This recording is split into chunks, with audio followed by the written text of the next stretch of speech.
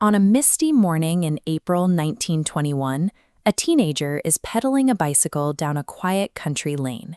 He's out on a routine errand, heading toward town to pick up the daily newspaper. This is 18-year-old Thomas Phelan.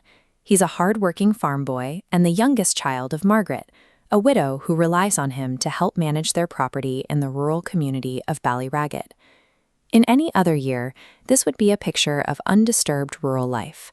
But by the spring of 1921, this corner of County Kilkenny has been transformed into an active theater of war.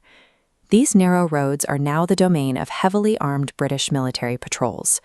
Convoys of lorries and armored cars move through the villages, establishing a constant, visible presence of the occupation forces.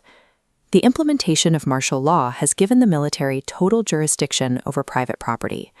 Every domestic path in Ballyragget, from the main street to a family driveway, is now subject to military observation and intervention. Thomas is more than a passive witness to this occupation. He is one of 25 covert volunteers in the local Ballyragget Company of the Irish Republican Army. To stop the movement of British armored cars, Thomas and his comrades use local geography as a weapon. They fell heavy trees across the roads and dig deep trenches, creating physical traps that paralyze military transport. The British respond with a brutal counter-tactic. When a patrol hits a blockade, they seize local farmers at random, forcing them at gunpoint into hours of grueling physical labor to clear the timber and fill the holes. When Thomas leaves his house this morning to fetch the newspaper, he is acutely aware of this risk. His final words to his mother are a warning. He doesn't want to be around when the patrols arrive to clear the roads at Old Town. Survival in Ballyragget now depends on timing. Success is measured by completing a simple errand without intersecting with the path of the occupying army.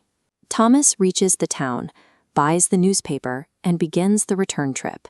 He's nearly home when he turns his bicycle back into his family's farm lane. Suddenly, his route is intercepted. A British military transport is patrolling the area, carrying 2 soldiers, a police sergeant, and a constable. As Thomas turns into his driveway, he looks back over his shoulder. The lorry has stopped. He sees the armed men climb down and turn into the lane, following him onto his own property. He knows what happens next.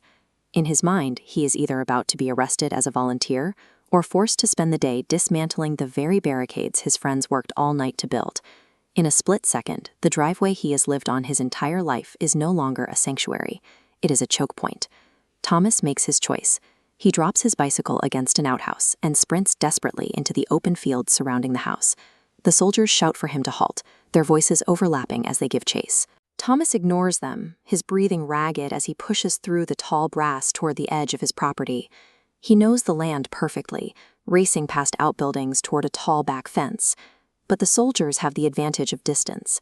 As Thomas reaches the perimeter, the squad fans out, creating sight lines that box him in.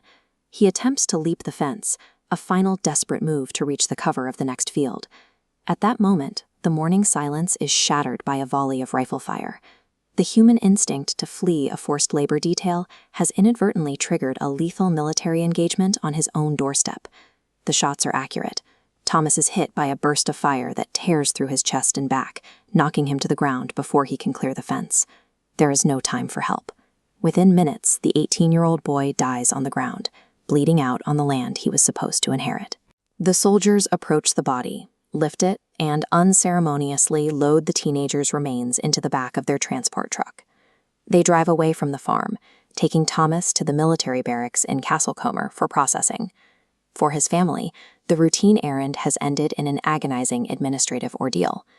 The following day, they are forced to travel to the military installation just to claim his body. He is eventually laid to rest in the nearby Rathbag Cemetery, a quiet end far removed from the sudden violence that claimed him. Thomas Phelan's death maps the actual boundaries of the war. In this conflict, the front line ran through the kitchen gardens and across the back fences of rural Ireland. This is the ultimate cost of life under occupation.